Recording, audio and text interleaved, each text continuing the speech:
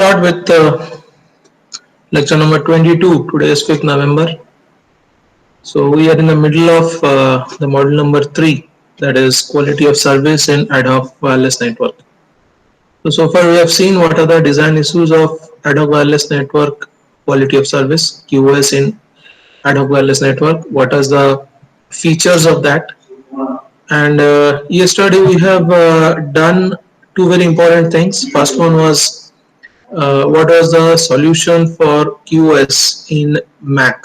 So how the Mac layer is taking the responsibility and trying to give quality of service, that we had found yesterday. Then we had found one network layer based solution of quality of service. So these are the topics which are shown in gray, which is shown at the top. It was done yesterday. So then we had seen ticket based QoS routing protocol, which is actually a network layer solution. So in ticket based QoS routing, what we had found was from the source to the destination, not only one path, but many paths were chosen. And the sender actually, before sending the data, sender was actually transmitting many probe packets through all those multipaths. And inside the probe packets, there were two different types of tickets. And whenever the tickets are reaching to the destination from the source, at that time, depending on the informations collected by those tickets at the destination node is calculating what can be the best possible path which can give the data from sender to the receiver, and at the same time which can keep the QoS characteristic intact from sender to the receiver.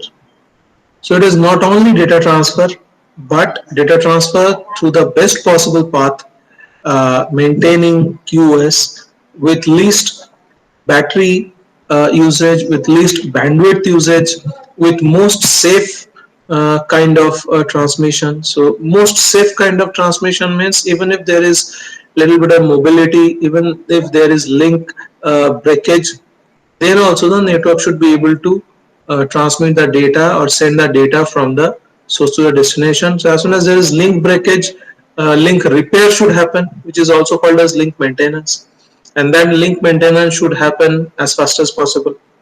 So all those things we have seen so far. So in ticket based QoS also was doing the same thing, only the generation of ticket. So there were two types of tickets: yellow ticket, green ticket.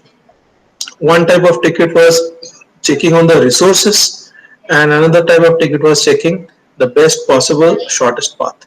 So both were equally important for quality of service offering. So all these were network layer based solution. Only two topics, very small part of ticket based QoS routing I had left on to you. That was advantage and disadvantage. I think you might have gone through. So with all those, I am at the second network layer based routing protocol here today. That is actually called as predictive location based QoS routing protocol. So this is also network based network layer based routing protocol.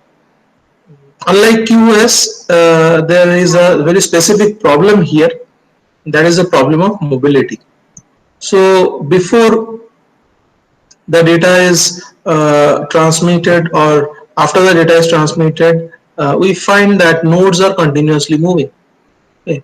So if the nodes are continuously moving, in that case, keeping the network link intact for data transmission becomes a very big problem. So what can we do? In that case, the solution is, if the node can predict, looking at the direction of the movement, looking at the velocity of the movement of the node, if the source node can predict that what is going to be the new location of the node after a certain time, so that prediction part is very important, then it will be easier for the source node to design a kind of routing path under a very highly dynamic situation, and that process actually is explained in predictive location based QoS routing protocol. So it is nothing but prediction of the newer location of the mobile node. Like one car has started from here in Belgaum with a certain velocity, let's say 20 kilometers per hour. Then we are supposed to call one person who is sitting inside the car. Can we predict that after 1 hour or after maybe 90 minutes, where exactly the person is going to be located? Because he is also moving with the car. So if you can predict where the person is going to be after a certain time, so that time interval is very important, which is called as delay. So after that certain delay, where that person is going to be, so that is the receiver node actually, and I'm here sitting at Belgaum, I'm the transmitter node.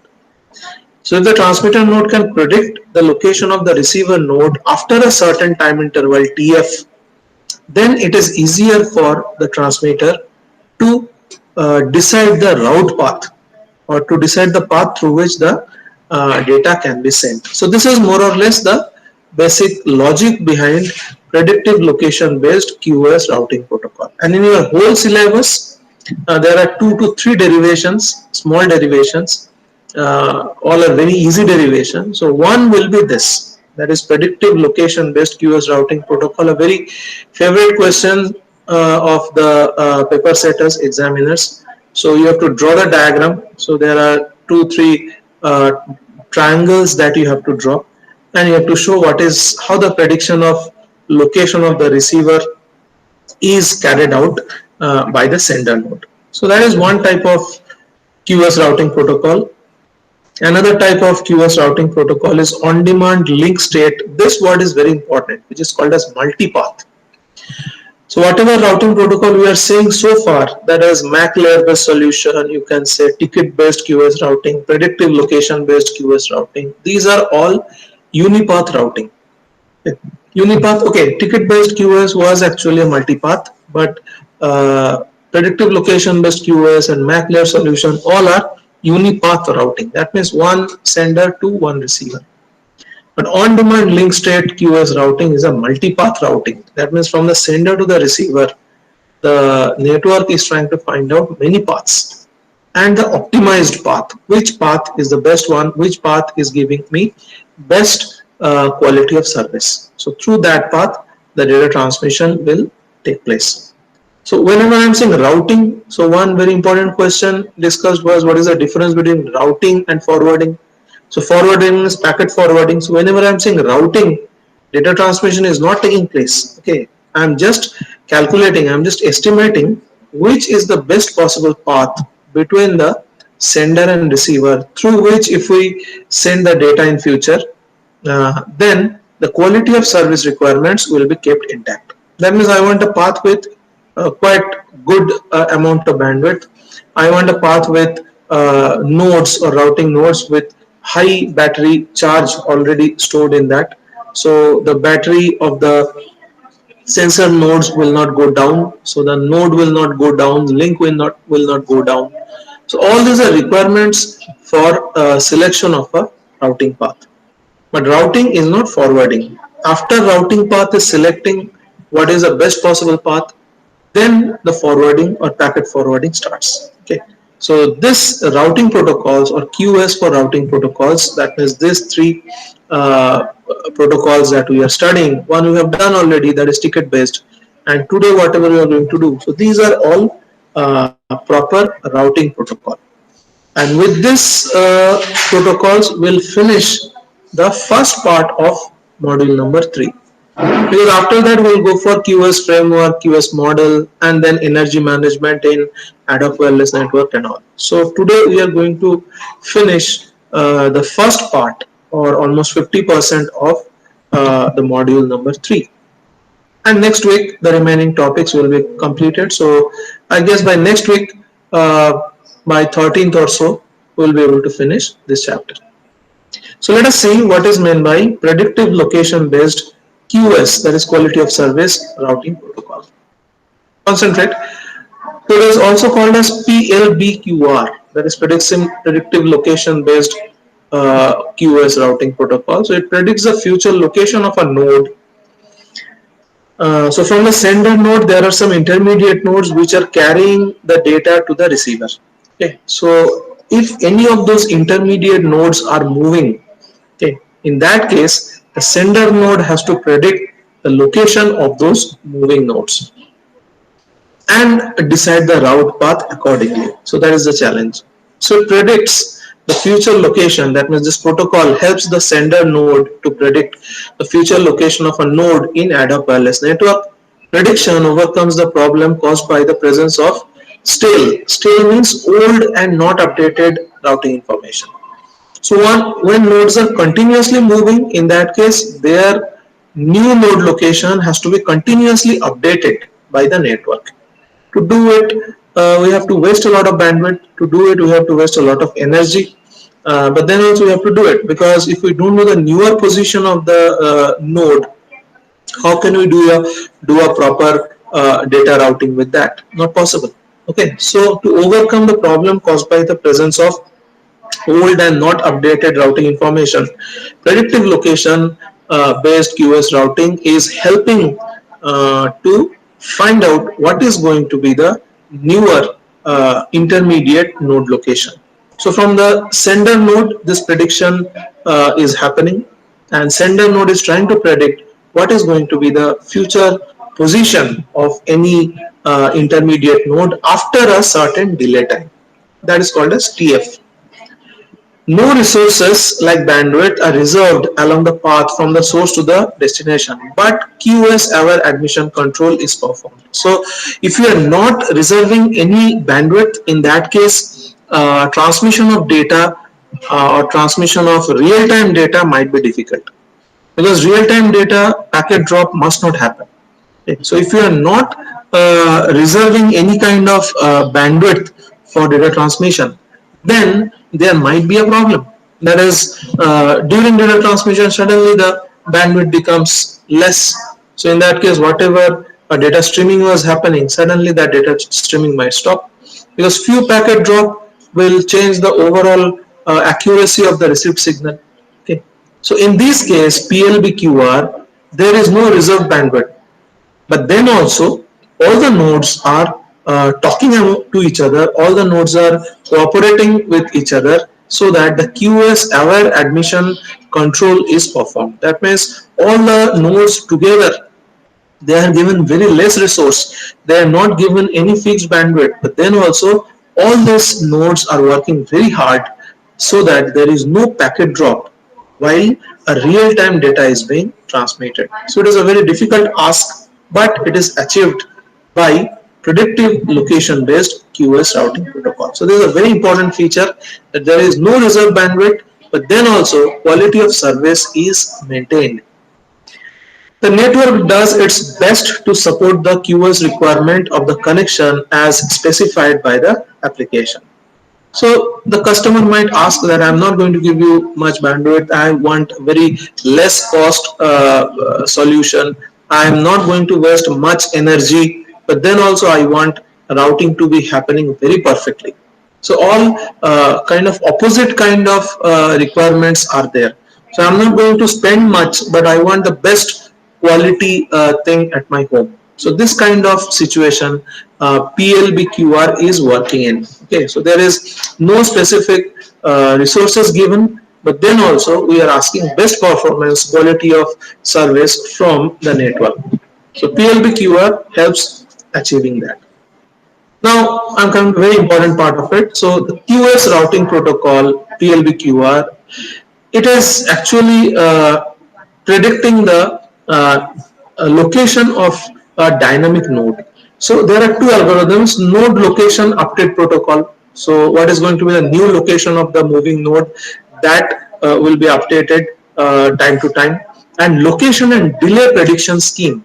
That is, after a certain delay, where will be the new position of the moving node. So location node update and location and delay prediction, these two are very important algorithm which is happening at the background for every moving node with respect to the sender.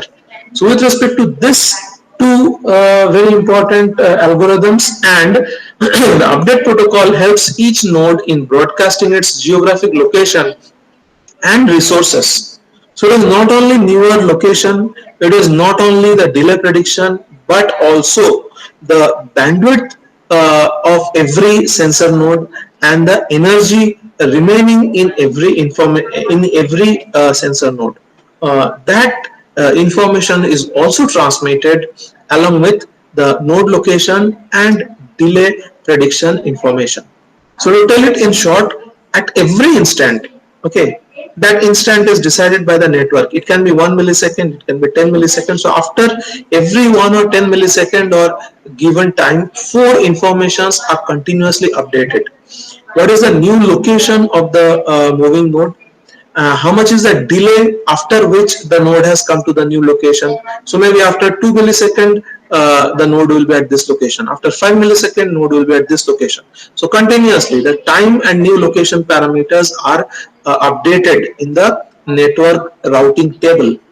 And not only the delay and location, but the bandwidth allocated for every sensor node and the energy remaining in every sensor node. So these are the four informations which are continuously updated, and the table or routing table is being continuously updated. So this can be a question asked, that what are the new update information for PLBQR. So there are four. One is new location. Number two is in how much delay the new location is achieved. Number three is what is the battery information. Number four, what is the bandwidth information. And all the nodes are having this four information about its neighboring nodes. So it is not only for me, this four information for all other nodes, or at least for the neighboring nodes, should be known to every node within the network. So every node is aware about what's happening beside me. In that case, every node is actually given some more kind of intelligence, and with all this information, every node can design a new very specific routing path with EOS. Using the update messages received from the neighbors, each node updates its own view of the network topology. So every node is receiving information about its neighboring nodes, and depending on that, just by collaborating all this information together, every node is coming to know about its own information. So that information is also updated by every node onto itself. That is, using the updated message received from the neighbors, each node updates its own view of the network topology. So with respect to any other node, very strong node or weak node, where am I standing? That information is also updated. So the update protocol has two types of update. If there is smaller change, that is called update 1. If there is very big change, that is called as update 2. So each node generates type 1 update message periodically. So this is a small change. Like I have moved only by maybe 0.5 meter. So these are very small change. But some node has moved 50 meter. That will be updated in type 2 message. So type 1 message are for small regular updation information, and type 2 message are for very big updation information. From its recent update messages, each node can calculate an expected geographic location where it will be located after a particular time instant. So this is actually predictive location based routing. So every node can detect what is its own position going to be, and with respect to any other node, what is going to be its own position or distance after a certain time instant which is given by TF. And then periodically check if it has deviated by the distance greater than delta from this expected location. So for every network, this delta is decided by the designer, that how much movement of a node from its previous location is considerable to be a big movement. So for some network, I can say that yes, 2 meter from its earlier location is a big movement. So if the node is moving less than 2 meter, then it is updated as a type 1 message. But if the node is moving more than 2 meter, then it is a significant movement. So for any network, whatever network I'm talking about, delta maybe is equal to 2 meter. So these thresholds are actually set by the designer itself. So periodically every node check if it has deviated by a distance greater than delta from its initial location. Okay. If it has deviated more than that threshold destination, threshold point, or initial location, if it has deviated more than threshold, then type 2 message is generated. So type 2 message is big difference, big update.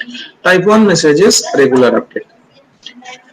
Let us see the diagram of how the source node calculates what is going to be the next position of the destination node or intermediate node where the source node is going to send the data. So you have to assume that A is the source node and the destination node started moving from A. So source and destination was in one place initially. Okay, and the destination started moving in this direction B. Okay, and A and B we can calculate. So A is at x1 y1. This is the location. B is x2 y2. And when the intermediate node is at B, so source is fixed. Source is somewhere here, or source may be here. Okay, source can be anywhere. So one node which is moving, first it was at A, and source node knew that location of A is x1 y1, that is a coordinate, and then it was moving with a certain velocity, and that destination node moved to B. What is the position? x2 y2. And then the destination node does not stop, it keeps on moving. So the source node knows x1 y1 location, source node knows x2 y2 location, and source node also knows with what velocity the node destination node is moving from A to B. So what are the known things? First location of destination x1 y1, second location of destination x2 y2, and the velocity with which the destination node is moving from A to B. So five things are known: x1, y1, x2, y2, and v. Five things about the destination node is known by the source node. Now it is going to predict. So now you check this diagram. So source node is somewhere here. Wherever source node is there is fixed. Destination node was initially at time t1 at x1 y1. Destination node is moving after time t2. It has at time t2 it has come to position B, and this location is also reported back to the source node. Now from this x1 y1, x2 y2, t1 t2, and velocity, the source node is going to predict where this node going to be, destination node going to be after a time tf, and that position may be C. And as it is found the direction of motion is a straight line, the source node will assume that this node will move from B to C in a straight line as well, and xf and yf. So from x1 y1 t1, from x2 y2 t2, the source node which is somewhere here, it will predict where this destination node going to be after a certain time. So whole problem is to find out the geographic coordinate xf yf for position C. This is whole about this PLBQR. So source node is somewhere here. It knows what is x1 y1 t1. It knows what is x2 y2 t2. So this is the path of destination node movement. Then at source node from x1 y1 t1 and x2 y2 t2, source node is going to estimate where the node is going to be after tf time, if the node is maintaining to move with a velocity of v. Okay, so after tf time, the node is going to be at position C. What is the location of C, xf and yf? That we are supposed to find out. That is actually PLBQR. What is said? To establish connection from the source to the receiver at destination, source has to predict first the geographic location of receiver position C, and the destination and receiver, suppose I am saying, and location of all the intermediate nodes. The location prediction has to take place when the first packet reaches the receiver through the intermediate node. So whenever the receiver is here, okay, or intermediate node or receiver, I am saying same. Whenever the intermediate node is here, it will send its location to the source. Source may be somewhere here. Whenever the intermediate node or receiver is there at B, then also it will send its information to the source location. Whenever after this receiver node or destination node is going to move to direction C. So this is what is said, that the geographic location of receiver position or intermediate node C and location of all the intermediate nodes are continuously to be sent back to the sender. Location prediction has to take place when the first packet reaches the receiver through the intermediate node. That means from the source, so from the destination, its location information is directly relayed back to the source. Hence, this step involves location prediction as well as propagation delay prediction. So what all we have to find out is, if we know TF, we can find out XF and YF. This is a very important thing. So there are 3 unknown parameters and there are 6 known parameters. Known parameters are x1, y1, t1, x2, y2, t2. and unknown parameters are xf, yf and tf. But among this xf, yf and tf, if tf is given, we can calculate what is xf, yf. If xf, yf is given, we can calculate what is tf. So all these three xf, yf and tf cannot be calculated together. So depending on position of a and b, depending on position of b, if I say that the destination node now is at b and it is moving with a velocity of small v, and tell me how much is going to be, or where is the node going to be after a time tf. So from its local position at b with velocity v, tell me what is going to be the location of this destination node after a certain time tf. So in that case delay is mentioned. In that case we can calculate what is xf and yf.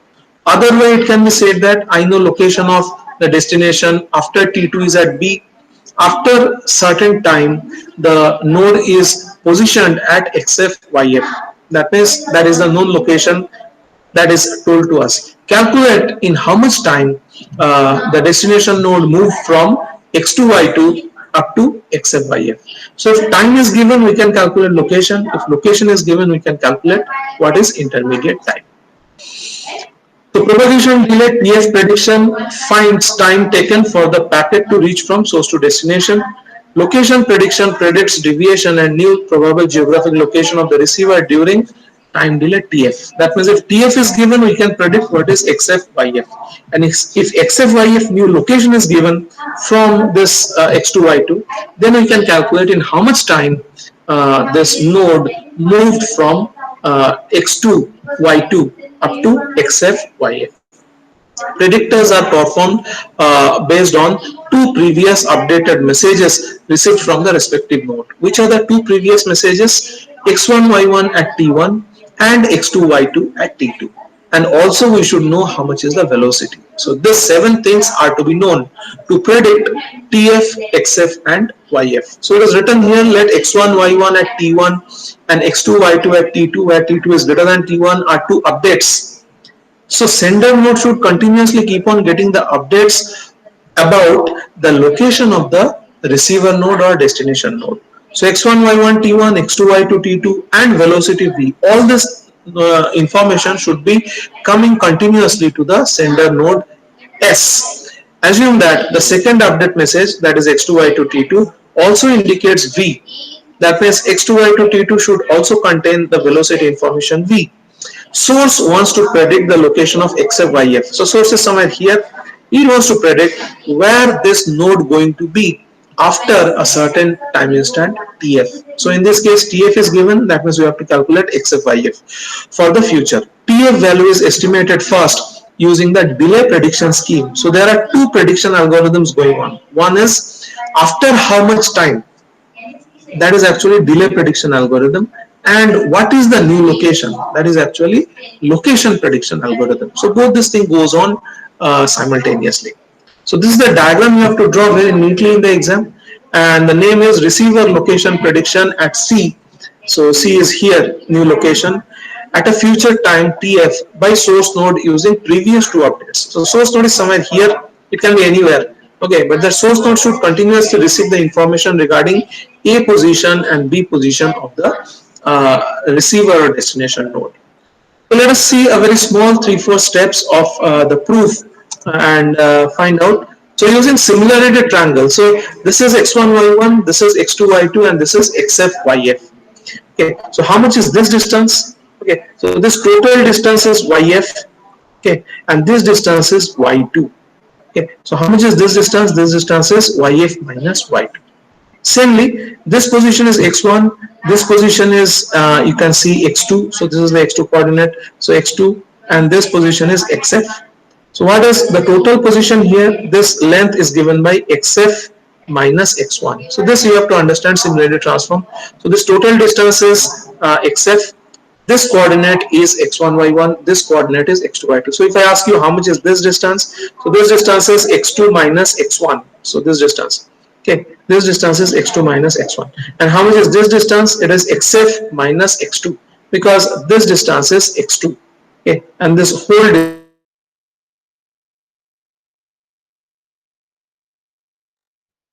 x2. So this distance is x1 minus x2.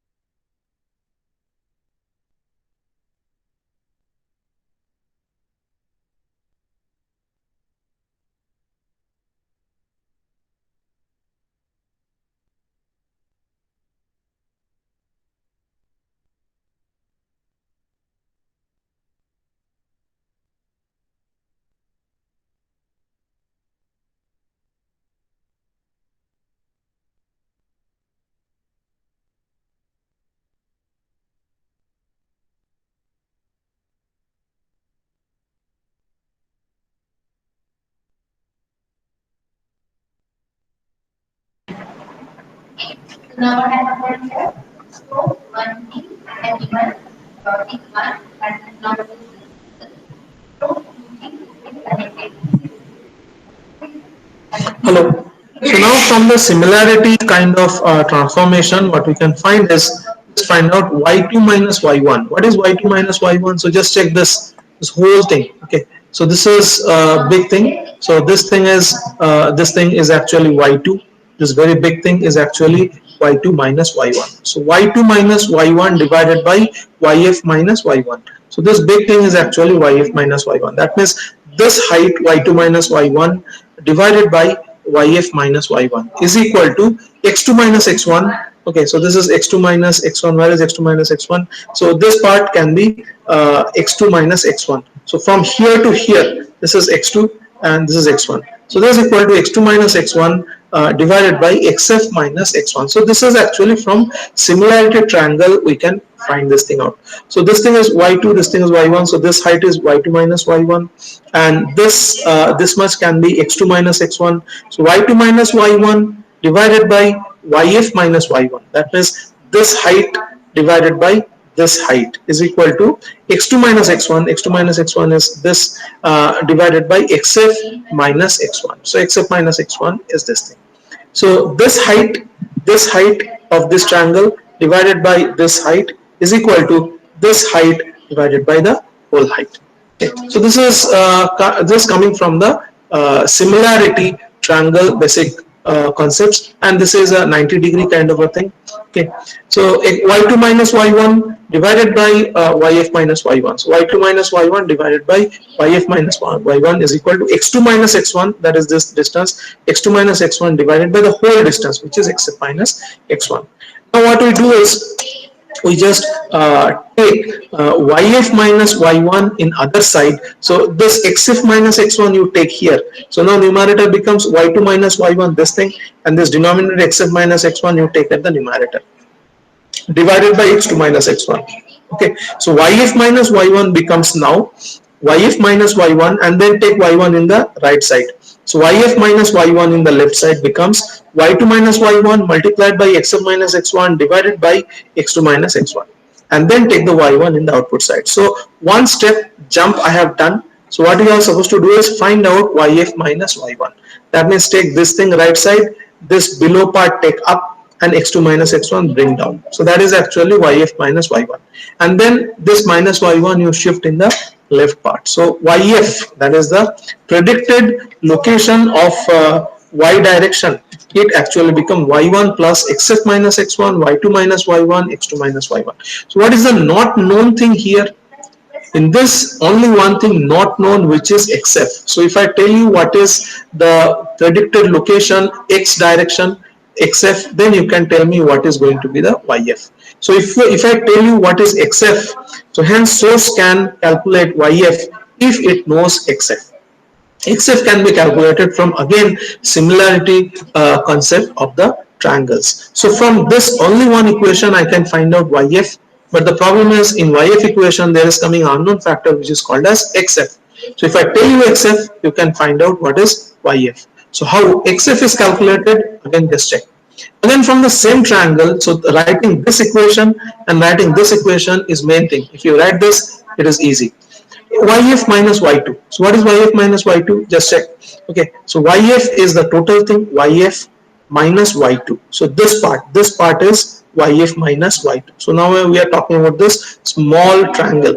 Why have I shown it by green? Because this green part is used for prediction.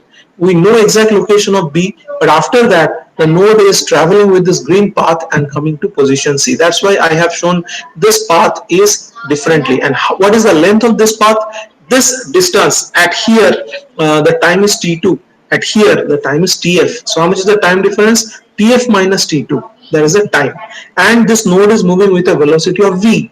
So it is moving with a velocity of d. So in time tf minus t2, it goes for a distance of v into tf minus t2, because distance is nothing but velocity multiplied by time. So at this position, node time is t2. This position, node time is tf. Tf is the delay. So tf minus t2 is the actual delay amount. Okay, so tf is the absolute time. Tf minus t2 is the actually delay time with a velocity of v. in TF minus T2 time, the node will come or node might come at C position. So this green path is the predicted path of the node. That's what I have shown it differently. And this might be the predicted height after TF minus T2 time. So if you're talking about this, if this triangle, then x square plus y square should be equal to hypotenuse square. What is hypotenuse? V into TF minus T2. What is x? It is xf minus x2. What is y? It is yf minus y2.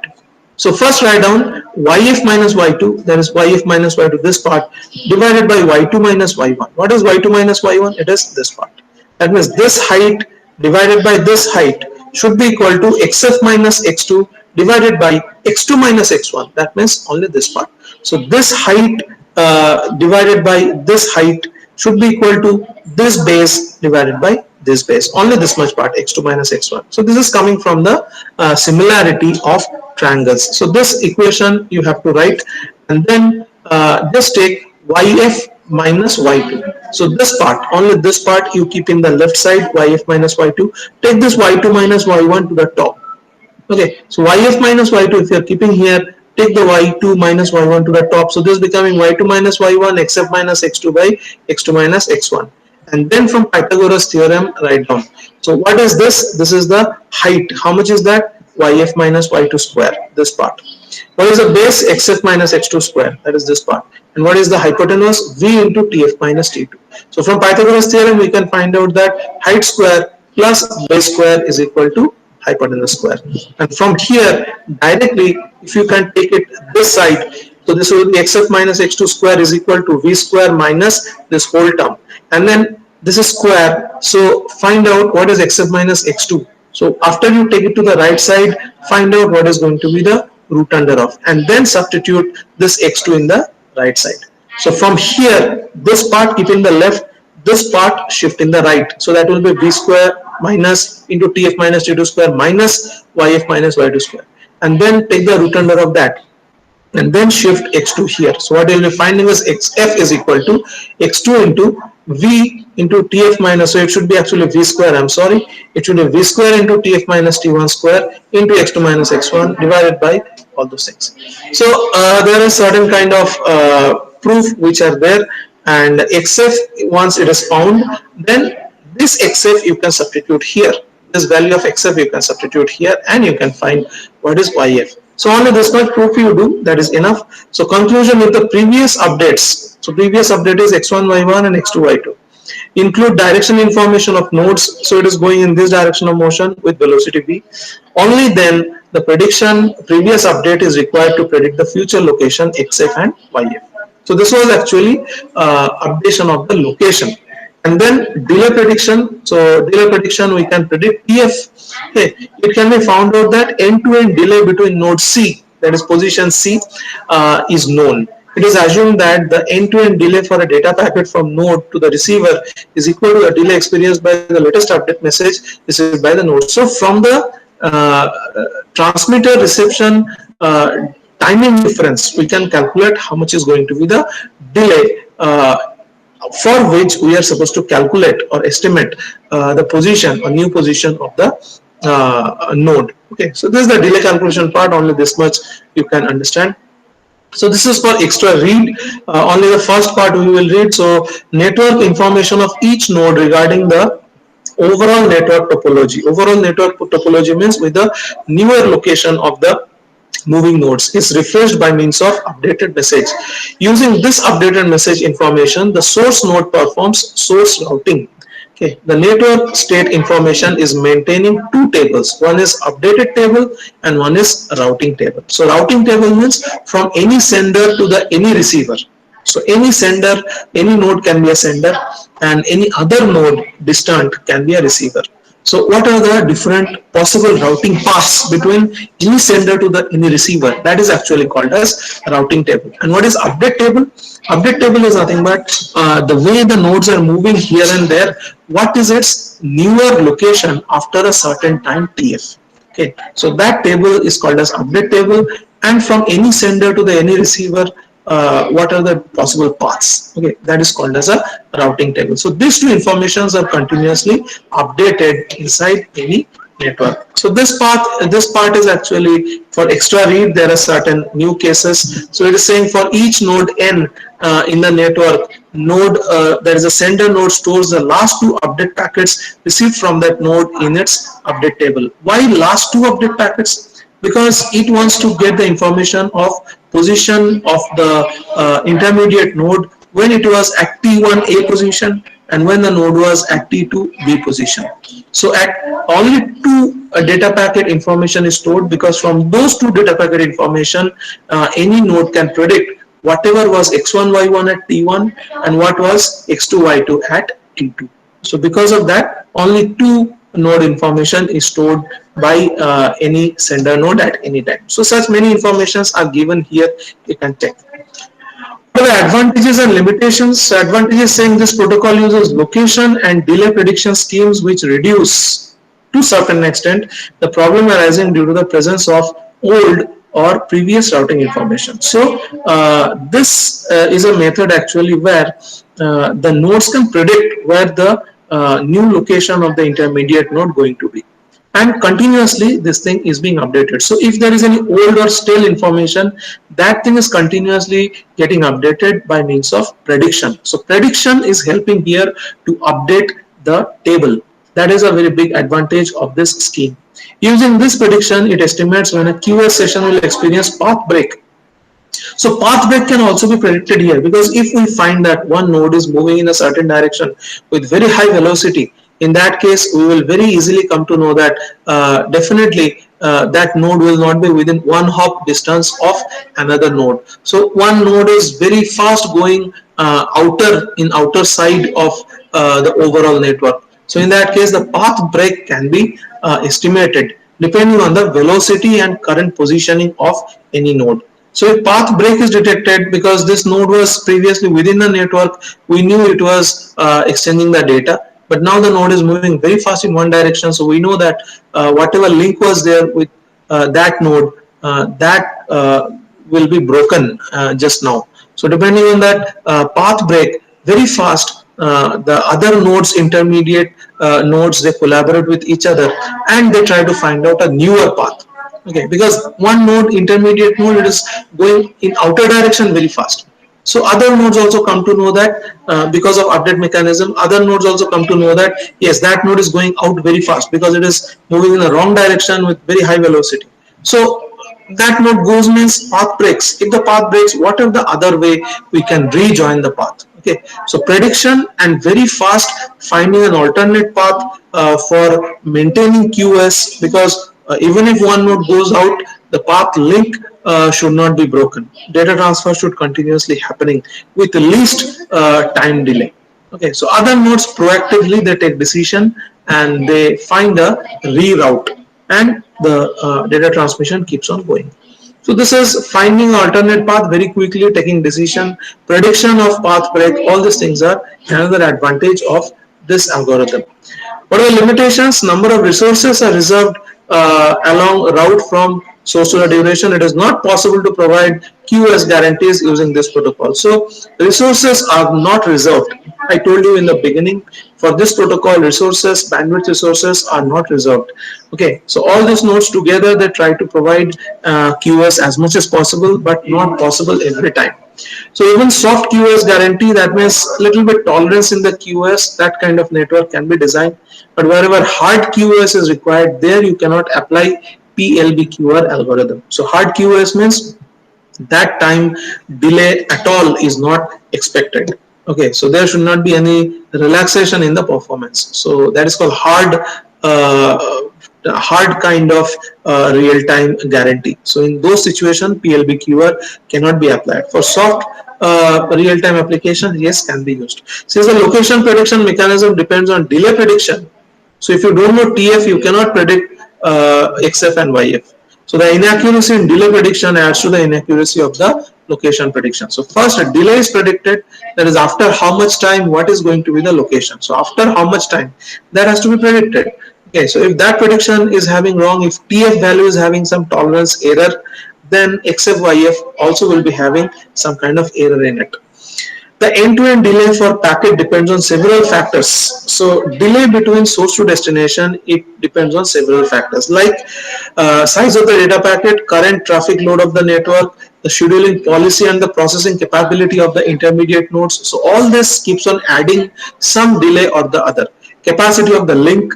Okay, some link may be having very less capacity and we have put huge amount of data onto it, so data transmission will get automatically delayed. So end-to-end delay depends on all these different 3-4 other characteristics. As the delay prediction mechanism does not take into consideration some of the above factors, the prediction made by location prediction mechanism may not be accurate.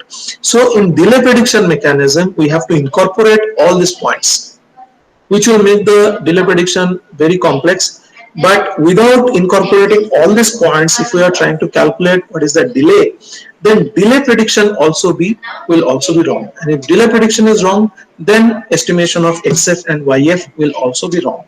So that is what it is saying. There are many variables: size of packet, current traffic load, scheduling policy, processing capability, intermediate node, capacity of the link.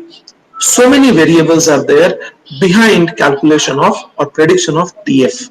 And as prediction of TF become wrong because it is guided by so many parameters, then estimation of XF and YF also will become wrong.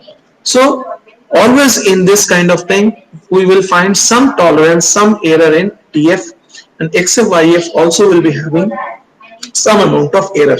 But everything said and done, with all these mistakes, this prediction of new location helps us to do rejoining or re-establishing the nodes or link in a very faster manner. So this is a network layer level solution for any kind of quality of service. Okay, we'll go for another new thing. So there are 3 slides on this on-demand link state multipath. So previous this thing, whatever PLB keyword we had been seeing, it was about unipath. That means there was only one sender to one receiver. Whenever there is multipath, that means from sender to the receiver, we are trying to find out many paths. Okay, many routing paths, and then we will select one best routing path which is giving me QoS. In that scenario, on-demand link state QoS multipath routing protocol is used. So from here to Bangalore, if I want to go not only one path, I will select if there are 4 paths. So first I will select if there are 4 paths. So that is actually multipath QoS routing.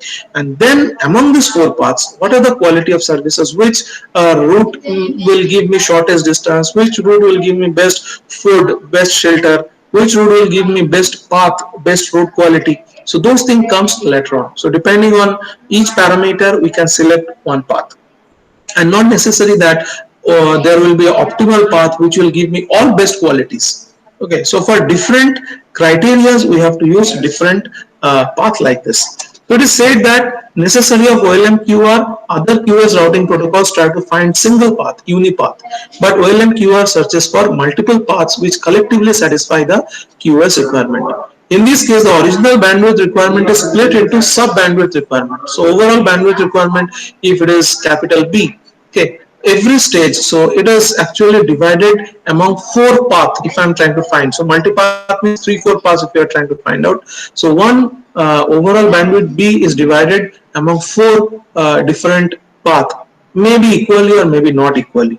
Okay, so every path might be given a bandwidth of B by W or B by 4, or they might be given depending on its importance or weight, it will be allocated some different bandwidth. So the bandwidth is shared among all the different multipaths. OLMQR has better call acceptance ratio. What is the definition? Number of call accepted divided by the number of call received made. Okay, over any, so call means sender to the receiver data transmission. Okay, whenever receiver is receiving all the data, that means call is completed. Now, how many times the sender tried to connect the receiver? That is actually called tried. And how many times it actually made the transmission? That is actually called as call received. So ACAR, there is another one factor, that is number of call acceptance ratio. So OLMQR has better call acceptance ratio, where finding a single path satisfying all the QoS requirement is very difficult. I told you from here to Bangalore, one path will not satisfy all my queries, all my requirements. That is, it should be shortest distance, it should be having good hotel, it should be having good road quality. Not possible. So depending on the criteria, we have to select one path each. Okay, so a mobile node in the network knows bandwidth available of its neighbor. So every node should know how much bandwidth is allocated to itself, how much bandwidth is allocated to its neighbor.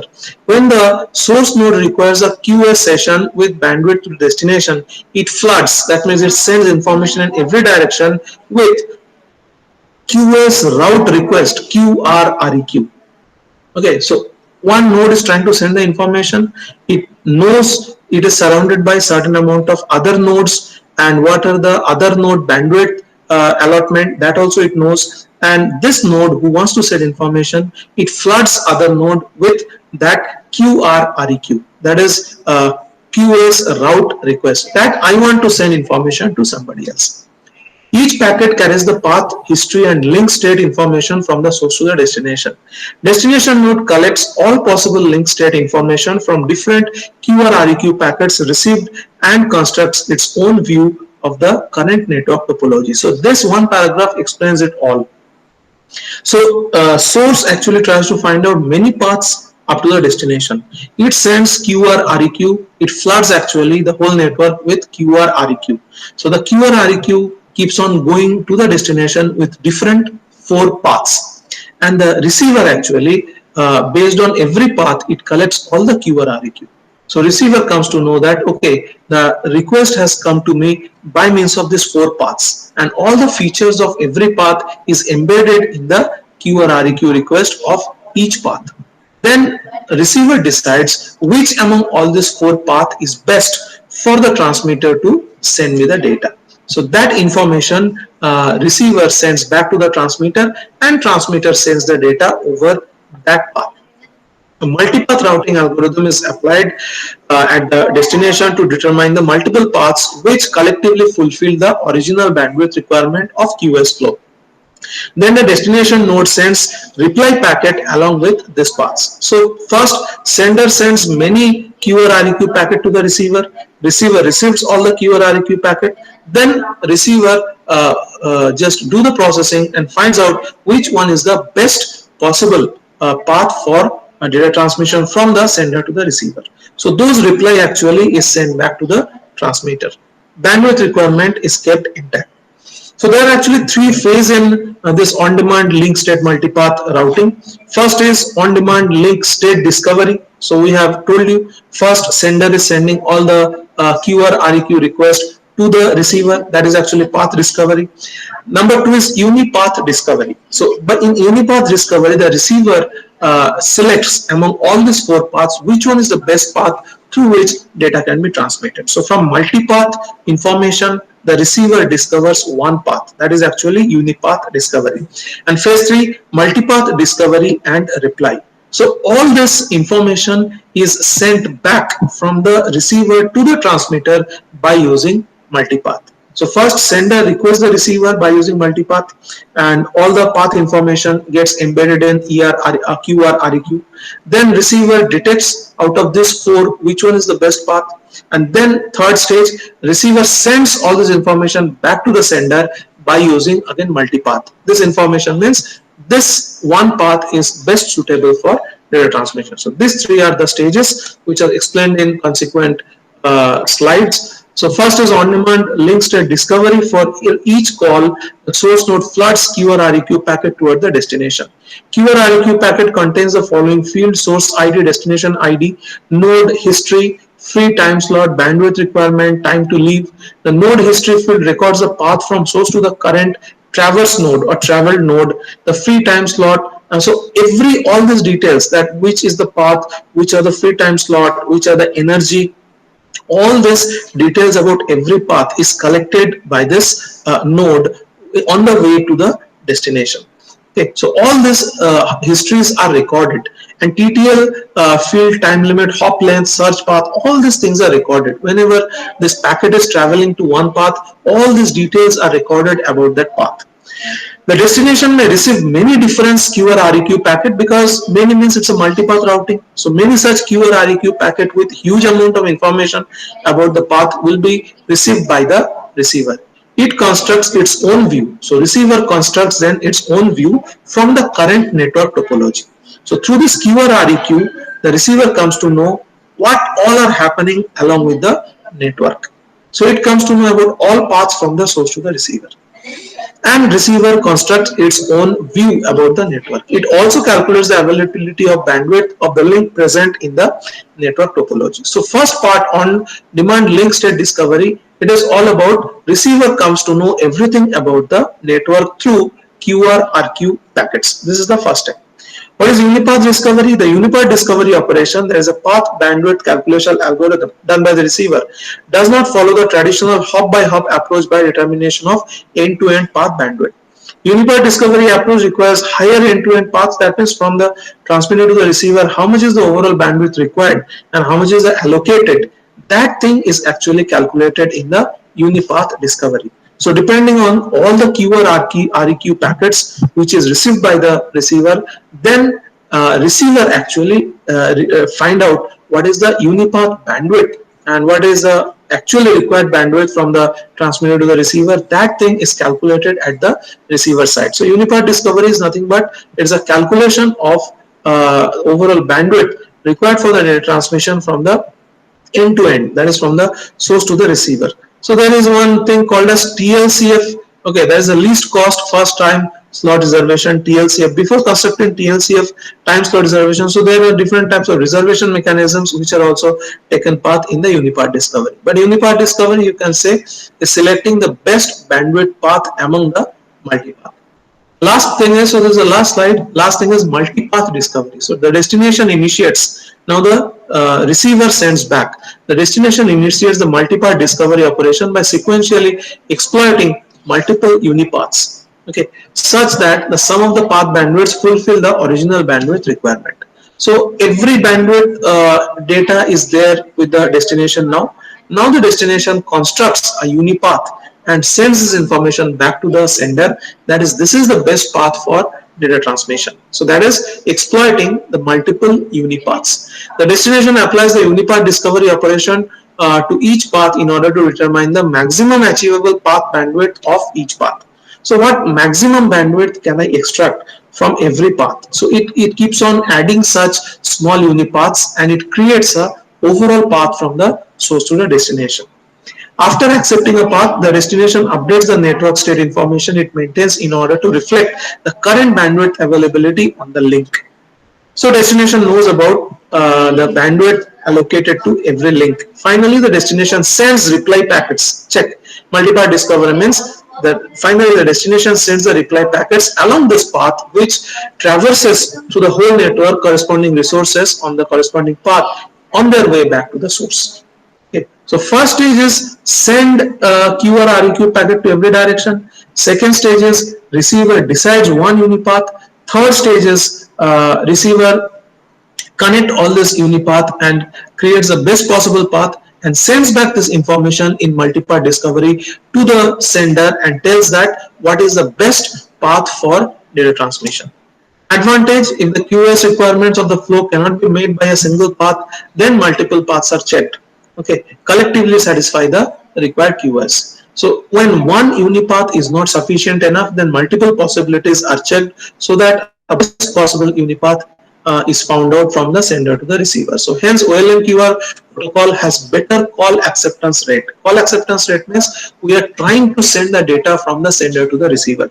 In that case, we are putting a call on the sender. Can you take this data from here to the destination?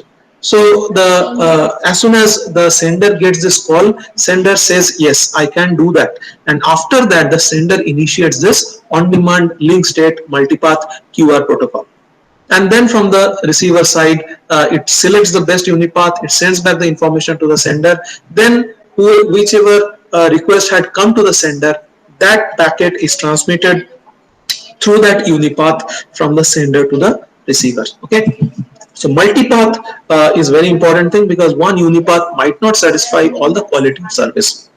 Limitation: overhead of maintaining and repairing path is very high, because the packets are sent, QR REQ packets are sent over many paths, and whenever you are sending packets over many paths, every path might be having some acknowledgement and this and that. So huge amount of communication is taking place for that unipath establishment, and for that huge amount of control packet or overhead are to be exchanged. So that is, overhead of maintaining and repairing paths is very high compared to the traditional unipath algorithm. Hence, in this case, the overall throughput might be low. So overall output of this protocol might be low, because in this case, the control overhead becomes very high. Okay, so these are two very important protocols, that is PBLQR and on-demand link state multipath. Each can be asked as a 10 marks question in the exam. So please prepare for this. And this finishes actually three main very important protocols. That is, first one yesterday we had seen a ticket-based protocol. Today we have seen PBLQR, and then after that we have seen what is the on-demand link state, that is OLMQR. So these three, ticket-based, PBLQR, and OLMQR, these three are very three important 10 marks question that can be asked in the